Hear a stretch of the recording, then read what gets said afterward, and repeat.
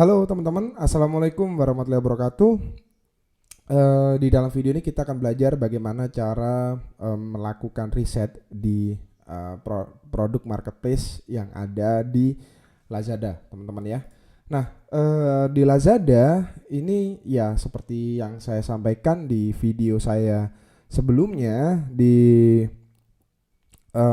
tentang ini ya, tentang produk marketplace di Shopee maupun Tokopedia, bahwa ya sebenarnya sama saja kita melakukan riset di mana saja, marketplace-nya itu tidak akan berbeda jauh. Ya, tapi lagi-lagi saya tekankan kepada teman-teman bahwa tiap marketplace memiliki fitur dan juga perbedaan tampilan. Ini yang akan membuat orang bisa bingung, gitu teman-teman ya. Nah, di sini teman-teman, saya akan tunjukkan kepada teman-teman bagaimana cara riset di Lazada. Nah, kalau saya biasanya dimulai dari kategori terlebih dahulu, ya. Prinsip saya adalah sama di marketplace manapun, kita harus menentukan kategori produk kita yang mau kita jual, gitu ya. Karena kita riset itu adalah untuk menjual produk, teman-teman. Nah, kemudian di sini kita bisa langsung memilih kategorinya, teman-teman. Oke, di sini ada beberapa kategori yang ditampilkan oleh Lazada. Misalkan saya pilih kategori untuk kategorinya di sini banyak ya. Nah, ini ada peralatan elektronik. Tiap kategori masih ada subkategorinya, teman-teman. Nah, ini ada subkategorinya. Oke. Jadi kita tinggal pilih. Saya biasanya memilih kategori itu ya sesuai kebutuhan. Misalkan kategorinya adalah kesehatan dan kecantikan ya. Saya masuk di kategori ini. Oke. Kemudian saya pilih untuk kategorinya dari kesehatan dan kecantikan. Kemudian saya masuk ke misalkan make up. Oke. Misalkan saya masuk ke kategori make up. Maka di sini kita ditampilkan ya tentu saja produk-produk make up. Nah, kemudian cara pertama kita urutkan terlebih dahulu ya dari harga yang paling tinggi. Oke. Mas Aditya, masnya seneng banget ya mengurutkan produk dari yang tinggi ke rendah. Iya, memang itu bagus banget. Karena dari kita bisa mendapatkan produk yang harga mahal itu biasanya produknya bagus. Oke, nggak mungkin dong kita jualan produk yang jelek, teman-teman, ya kan? Nah, saya sih biasanya tampilan nggak begitu suka ya untuk model seperti ini karena menghabiskan page atau browser. Jadi di sini saya buat yang listing aja. Oke, tampilannya lebih simple. Nah, ini dia. Kemudian setelah itu kita filter. Jadi setelah diurutkan kita filter produknya.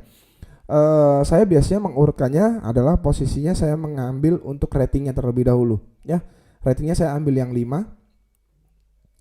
Oh, ternyata nggak ada. Coba di sini kita ambil rating 4. Oke. Kemudian setelah itu di sini saya akan pilih untuk filter yang lain, yaitu filternya adalah di sini saya pakai yang dia punya layanan apa. Oke. Jadi saya misalkan pilih saya biasanya paling suka itu pilih yang COD. Oke, COD kemudian gratis ongkir ya. Jadi dua ini biasanya saya pilih. Oke. Nah, kemudian di sini kita bisa menemukan produk-produk yang sesuai kita inginkan dan kita tinggal masuk ke produknya salah satu ya. Ini contohnya. Oke, saya buka produknya. Nah, ini udah masuk ke halaman produknya. Di sini kita jangan terburu-buru terlebih dahulu ya. Jadi kita lihat dulu bagaimana cara dia misalkan menampilkan detail produknya. Ini kita bisa mencontohnya. Itu yang pertama. Yang kedua, bagaimana cara dia menunjukkan value maupun fitur. Oke. Nah, ini kan seperti merek, kemudian model, kemudian size-nya, beratnya, kemudian di sini apa aja di dalamnya, di sini ditunjukin. Terus jangan lupa juga cara mereka menampilkan produk itu kita harus lihat ya. Cara mereka, nah foto-foto seperti ini, kalau saya sih lebih suka real pitch ya. Jadi kita harus menggabungkan gambar, desain, editan. Nah, ini kan editan nih, kan ini jelas editan. Tapi juga jangan lupa menampilkan gambar produk yang memang benar-benar real, teman-teman. Nah, ini kan real nih, ini gambar produk yang real. Ini teman-teman bisa lihat ya. Kalau kita lihat gambar yang lainnya di sini, nah ini dia. Ini adalah gambar produk yang memang real. Jadi untuk gambar produk kita bisa tampilkan yang real maupun yang editing.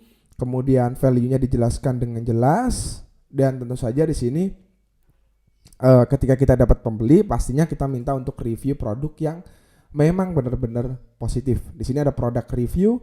Jangan lupa dilihat produk reviewnya bagus atau enggak, real atau enggak. Oke? Jadi sesimpel itu bagaimana